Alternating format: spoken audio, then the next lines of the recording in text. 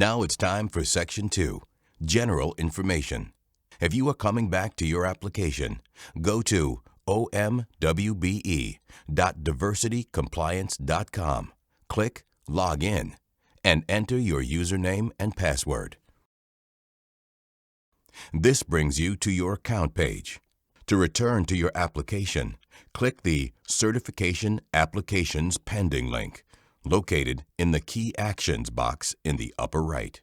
On the next screen, a red bar will show the status of the application with a completion percentage.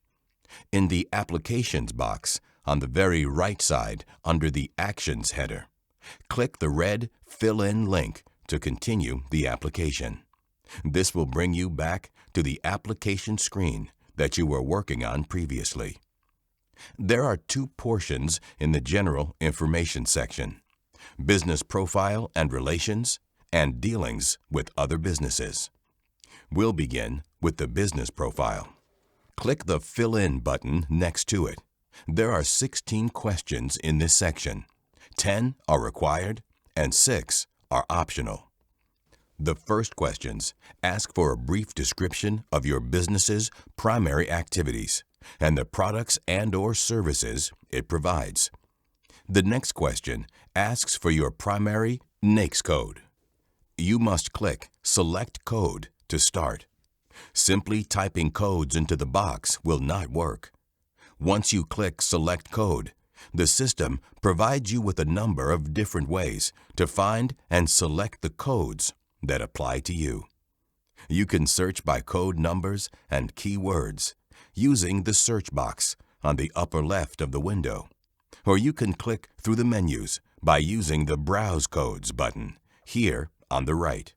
For our paving business example, we will use the search box and begin with the keyword paving. We type in the word and hit Search. We will then be presented with a list of all the NAICS codes containing the word paving.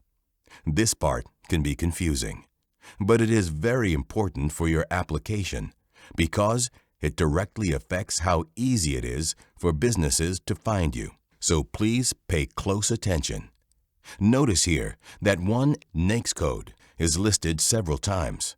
However, if you look to the right of each of these identical NAICS codes, the service descriptions are different. Same number, different service description. Now, here's the tricky part. Simply entering one NAICS code does not apply every service within that NAICS code to your application. Each one must be added separately. The first NAICS codes you select must be your primary NAICS code, the code that most closely reflects the broad description of your business. When we click Add, the 6-digit code and its full description will then be added to the box to indicate a successful selection. Once you've added your primary code, you can then use the following 6 boxes within the NAICS selection to enter the NAICS codes specific to the services your business provides. Please make sure that all of the services you provide are reflected. As you browse the code list, notice the word More in blue after each description. Clicking on this list will take you to the federal government NAICS website, which goes into more detail about each code number. This is worth looking at because many NAICS codes are extremely similar, and there may be codes which apply to your business which you don't even know about. The more applicable codes you have, the better your reach will be in the directory when you get certified. You do have the ability to enter additional codes after certification, but it involves a separate process which takes some time. So it's best to get every one of your codes entered now. This NAICS code process can be confusing, so please reach out to our friendly staff if you have any questions. Feel free to pause the video here as you complete this step. Congratulations on finding and adding all of your NAICS codes. The next few questions are fairly straightforward. Number 3. What date was the business started? When you click the Date field, a small calendar window will pop up. Use the drop-down menus within the window to select first the year, then the month, and then the day. Number 4A is simple but important.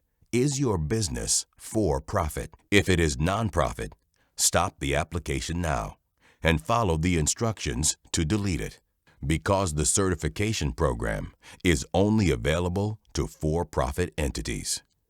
Number 4B.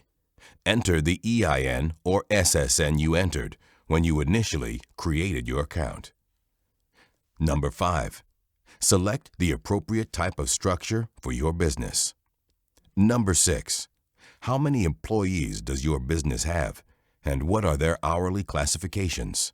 If it's just yourself, enter the number 1 in the category that fits you and 0 in the other fields. Remember, all fields must have values entered into them.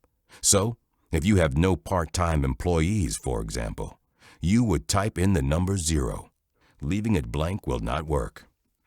Number 7. Enter your business's gross receipts for the last 5 years. For our example, since Three Sisters Paving has only been in business for 4 years, we will fill in the spaces for the first 4 years, and then enter all zeros for the 5th year. Remember, all fields must have values entered into them, or it will not register as a completed selection.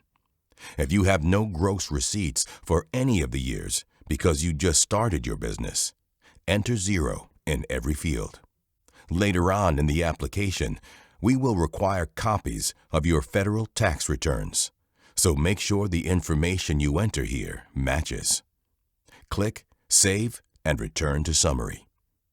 And now, on to the second portion, relationships and dealing with other businesses.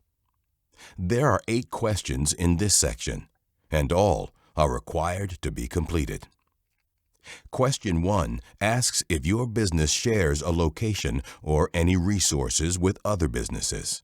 If yes, enter the business name or person and what is shared. If you need more space, click Add More Lines, and additional empty boxes will be added to the table.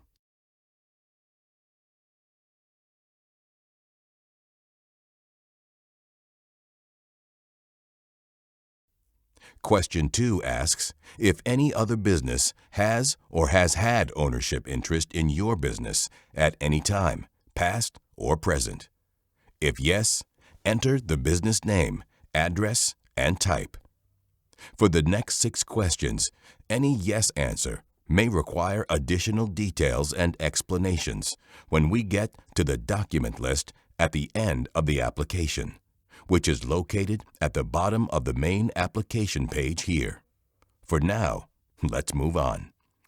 Question 3A asks if your business has ever existed under any different name, with a different owner or different type of ownership.